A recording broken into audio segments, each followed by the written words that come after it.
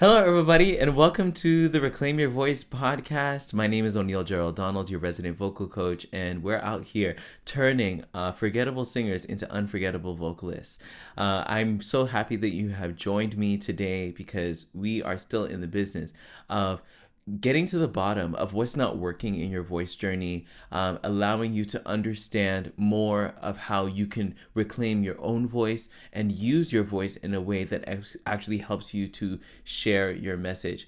Here we give you the tools to be able to help you to stop losing your voice, break your bad singing habits, and find your own unique sound, right? This is an amazing time that we've had over the last 4 episodes. This is our 5th episode, and it's going to be the final installment of our series where we've been talking about your voice not belonging to you. We talked about, I need to even remind myself, we talked about the signs that your voice doesn't belong to you. We talked about the strain of when your voice doesn't belong to you. And now we're going to talk about the places and people that your voice belongs to instead of you. The reason why we need to talk about this is because it's not just that we need to, well, first of all, we're establishing a foundation as to what it means to reclaim your voice, why you need to reclaim your voice. But we're also establishing just a really a disillusionment, a level of awareness to the situation that you're actually in when you're not using your voice the way that you want to. And in that case, you're needing to reclaim your voice. So that's why we're talking about your voice not belonging to you. In the signs, we talked a little bit about what it looks like when your voice doesn't belong to you. In the strain, we talked about what it feels like when your voice doesn't belong to you. So I want you to go and check out those other episodes.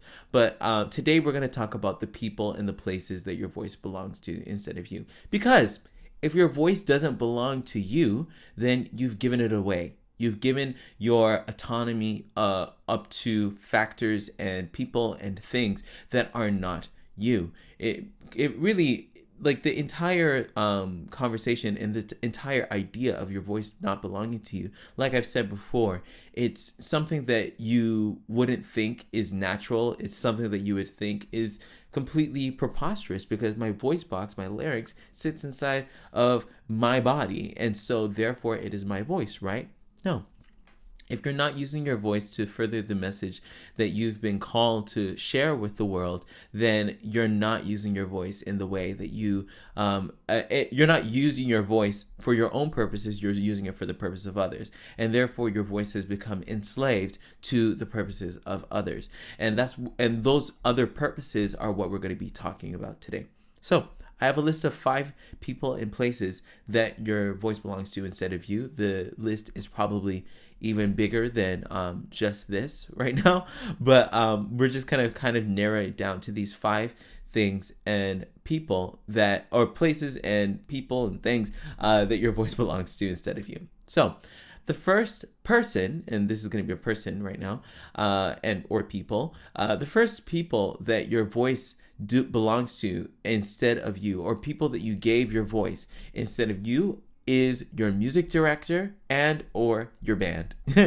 Now, and this is something that you really get, especially in the church world, where you have a lot of people that are singing praise and worship on a Sunday. They're singing in the choir on a Sunday, and whatever happens musically to the church, and I'm not even just talking about choir. Let's not even put choir in this. Let's even specifically talk about praise and worship teams and bands that are led by someone that is not the singer.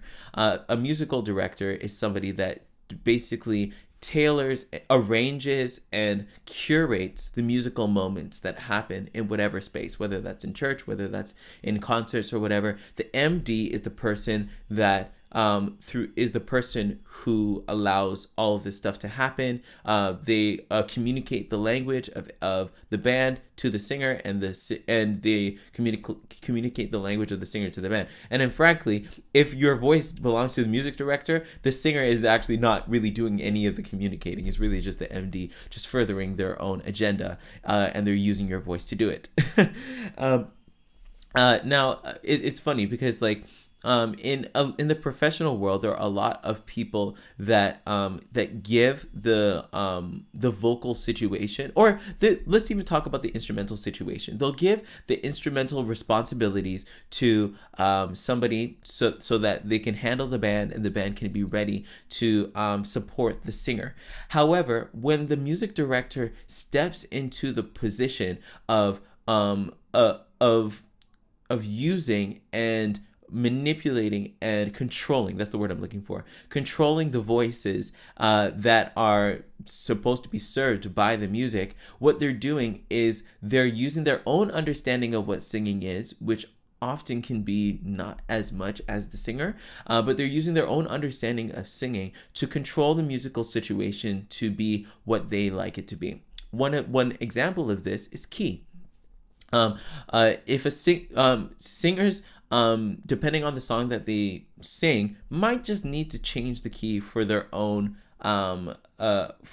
comfort, or not, whether it be for their comfort or whether it just be for just them being able to sing in general, period.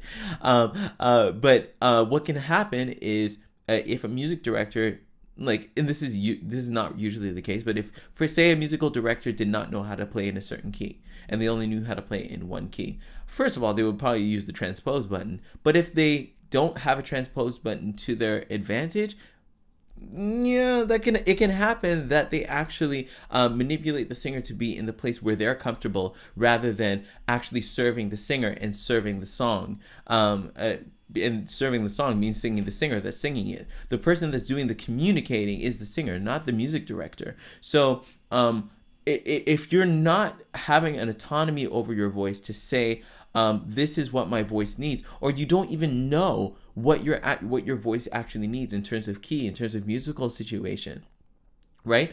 What you're doing is you're giving away your voice to the mercy of whoever is controlling the musical situation. And the thing with that is that when you leave your voice to the mercy of someone else, you are either going to be prospered or perishing. Let me find another way to say it. You're either going to be uplifted by the person who has control over the situation, or you're going to be made subservient to whatever their agenda is, or whatever their skills are, right? And so that's not something that you ever really want to do, especially if you are in the mode of reclaiming your voice. You want to be able to have an autonomy over your voice, where you're able to voice what your voice needs. I know. You're able to say what your voice needs, and you're able to actually put yourself in the situation to say to the music director what you need, because the singer is the most important part of the band. If there's no singer, then there is no band. Now, there are instrumental bands, but you definitely aren't going to have something that is a message that's going to be communicated through words and through lyrics, right? So a music director or the band is the first person that your voice can belong to instead of you, or people you gave your the first type of person that you could give your voice away to. The second thing that you can give your voice away to is actually your sound situation. And this is something that I don't really hear talked about a lot. Maybe it's talked about in passing. Maybe it's here. Maybe it's there. Maybe it's everywhere a little bit. But I don't really hear it talked about. But basically, what your sound situation is really like to make it simpler. It's really, can the singer hear themselves? Can they not hear themselves? And that's really that's really what's determining whether you're in a good sound situation or not, or whether your sound situation is actually taking ownership of your voice or not. Because if a singer can't hear themselves, right, they're putting themselves in a position to over sing or to push their voice beyond its limit. Let's even kind of break this down a little bit more. Sound, because of technology, we are now using energy to amplify sounds, right? We're not using the natural volume that is in certain instruments. If we were, then singers would get drowned out by whatever band was actually just playing their hearts out, right? And that's why we have microphones. Microphones are a part of that amplification process. Now, in the amplifying process, there is a term that's called mixing, right? And mixing is just simply the prioritization of different sounds above others in the amplification process. Now, if the amplification process gets in the way of a singer hearing themselves, then a singer is actually not in control at all, and their voice is actually belonging to the sound situation that they put themselves in. And here's why. Because especially just depending on the venue that you're playing, if you're playing a big stadium, if you're playing a club, if you're not able to hear yourself and you're overblowing your voice, you're putting yourself in a position to be hoarse. Now, the way that you can do that, or the way that you can potentially not hear yourself, is if there are no monitors, if there isn't a monitoring system, and not even just a monitoring system, but a monitor system that is for the voice, right? So if I'm singing and I'm, and my voice is being amplified, the band's being amplified, but I'm not getting a personal amplification or a personal monitoring system to actually help me to hear myself, I have no idea what my voice sounds like, and therefore I don't know. I can feel how much I am working in, or if I've memorized, how I want to sing the song. Maybe I can put myself in the situation to mimic, if I could hear myself, as it mimic and just replicate the feeling in my body. I can do that to actually get myself through a live situation, but chances are I'm going to find myself screaming or overusing my voice to try and fight the amplification. And if you put the human voice against any amplified sound, the amplified sound is going to win, unless you turn down the levels, put in as a part of the mixing process, you adjust the levels to where the singer is. Now, if a singer doesn't have the ability to communicate that they cannot hear themselves, or if they don't even realize that they're actually not hearing themselves, they don't realize they're actually putting their voice in a position to not be used for their own purposes. They're putting their voice on a time bomb, like on a timer, so to speak, where it's only just a matter of time where I'm singing through the set and I end up blowing out my voice, right?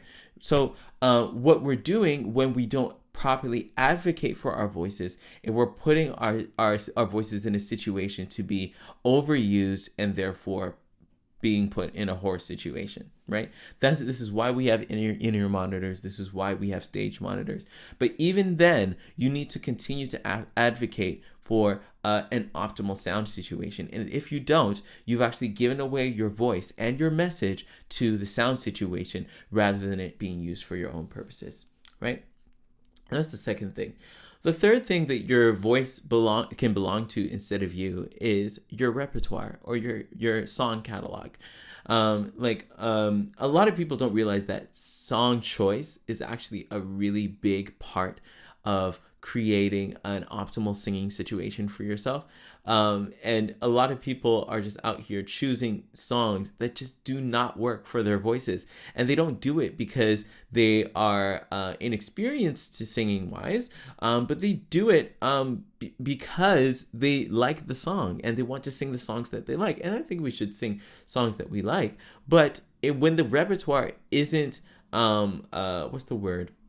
if the repertoire or the catalog is not being adjusted to the voice of the singer, again, you're giving away ownership. You're giving away your autonomy to the situation that the song will put you in, right? So if I am not the greatest belter, but I'm choosing songs that require me to belt for long periods of time, or belting is something that's I'm still working on, I'm putting myself in a situation again to end up hoarse, right? And so I've given away my voice to another situation. Like, if a situation or something is causing your voice to become hoarse, there immediately needs to be a reevaluation. There immediately needs to be a ding, ding, ding, ding, ding, ding, ding, ding, ding. We need to figure out what's going on in this situation, because if I'm getting hoarse, I'm not putting myself in this situation to sing. But I've seen a lot of singers just power through it, and they don't actually try to solve the problem.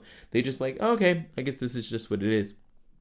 I'm going to sing the song in the original key because that means that I'm still at my best, or I'm still at the place that I need to be, and it's just everything's just hunky dory. No.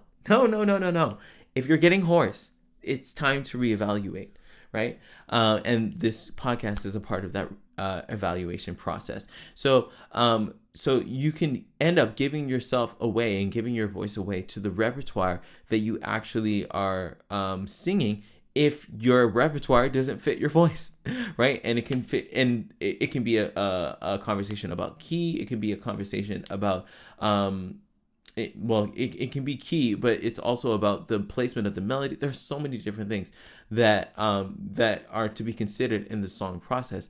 And if you're not putting yourself in that in the optimal situation by making the right choices in terms of your songs, you're giving your voice away to your catalog, and you're not allowing yourself to use your voice for your own purposes. Right. Now, the fourth thing that your voice can belong to, and this is the fourth thing, is your mindset. And I've started to see a few more people start to talk about the fact that this is important, but people don't realize how important this is. You sing, and I think I may have mentioned this in a prior podcast episode, but your voice is an instrument that you cannot play by looking at keys and plucking the keys like you would on a piano, or looking at the strings and plucking the strings. You literally move your voice with your brain, and that's it, right? So who's to say that if there is some extra traffic that is running through your mind at any given time, that would not affect your brain's ability to use your voice in an optimal way, right? Let's put it this. Sure, this isn't necessarily scientific, but we can use this as an example. Like, say you're trying to sing, and then all of a sudden you start crying and you feel sad, right? Your brain is giving energy to expressing the emotion that is causing you to cry, right? And at the same time, which is impeding your ability to sing, right? So there's, and depending on the situation, and now that's just an emotional situation, but say you had something that was causing you trauma, something that was causing you a level of grief or remorse, or and I don't know, maybe even excitement. There are some times that and actually definitely excitement, because sometimes when we get super excited, we overthrow our voices, right? So there are so many things that can happen in our brain and through our brain that affect our voices. Now, in addition to emotions, but our voice can be affected by the mindset that we have concerning our singing, right? Whether or not we believe we can sing, whether or not we like the sound of our own voices. If we put ourselves in a situation to resist the sound that is coming out, do you hear the words that are coming out of my mouth? Anyway, sorry, just had to say that. But if we find ourselves resisting the sound that's coming out of our voice box that we're actually producing, if our brain has a response to that sound that isn't positive, then best believe our brain is going to fight creating that sound, right? It's like fight or flight response, right? If you find yourself in a fearful situation, you either freeze or you'll flee, right? And that's just a response, a response that your brain has created, right? Singing can be all the more the same. What if it's the singing that's causing the fear? Right? your brain is not going to want to put yourself in that situation. But until you cure the mindset, what you're doing is you're giving your voice away to the mindset, and you're not allowing yourself to use your voice for your own purposes and for your message, right? Now, that topic is probably something that could be expanded for a longer period of time, but we have a limited amount of time for the podcast. So book a voice breakthrough call with me if you really want to be able to talk about that. And the last one is something that I've mentioned before, and I have mentioned in prior episodes rather, but the last place that I want to talk about that your voice can belong to instead of you is other people's opinions.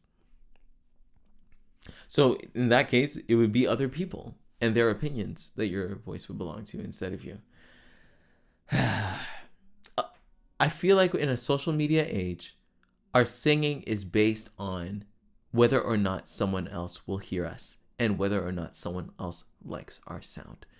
And it has very little to do with if we like our own sound, or if we like the act of singing or enjoy it, right? We give the right to sing, and we give even the what's the word? We let only the people that can please other people be the ones that deserve to sing. This I can't stand this. We say that it's only the people that sound at a certain caliber that should have the ears of an audience, right? And I understand sometimes people don't sing in tune, and sometimes people, they're not necessarily as pleasant to listen to. But that does not determine whether or not somebody can choose to actually sing, right? But what do? When someone asks us to sing, we're like, oh yeah, I can't really sing. I can't sing. Please, I can't sing. And we've made this a part of our language. A lot of you, and a lot of you are even singers, because this podcast is mainly for singers and people that actually don't actually will continue to sing. But a lot of us that actually do sing actually just believe what other people are saying. Well, we believe inwardly that we can't sing either, right? Isn't that preposterous? You make beautiful sounds and people tell you that you sound amazing, right? But you don't even believe that you can sing. But let's go back to the topic. We determine whether or not we deserve to sing on if we sound great to somebody else. And I find that absolutely preposterous. And even saying it out, hearing it out loud, wouldn't you say that that's preposterous as well? Shouldn't people just be able to have autonomy over their own bodies? We talk a lot about, people being able to have autonomy over their own bodies. Why shouldn't you not have autonomy over your voice? Why shouldn't you be able to have ownership over your voice that isn't submitted to what somebody else says or what somebody else thinks of what you do, right? To give your voice away to somebody else when your voice lives inside of your body absolutely makes no sense. And that's part of the reason why I have now created time to talk to you guys personally, one-on-one, about any of these things that you've given your voice away to, whether it be a sound situation, whether it be a musical director, whether it be your own repertoire or catalog, or your mindset, or other people's opinions. It's time for you to reclaim your voice, to get your voice back, to reclaim the autonomy that you have over your own voice. I love that word, autonomy. I've been using it for the last 2 weeks. I love this word because it says, to me, the word says that it's not about what other people say, and it's not about what other people do, but it's you being able to have ownership over your voice and ownership over what your voice can do, right? And if you're someone that is looking to be able to have ownership over what your voice can do and over your voice, period, I want you to book a call with me at reclaimyourvoice.ca/call.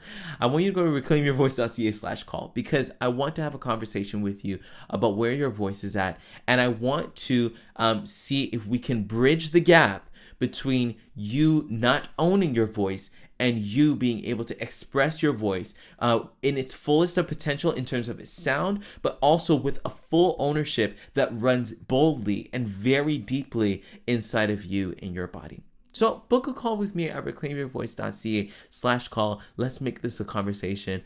I'm so glad that we were able to talk about this.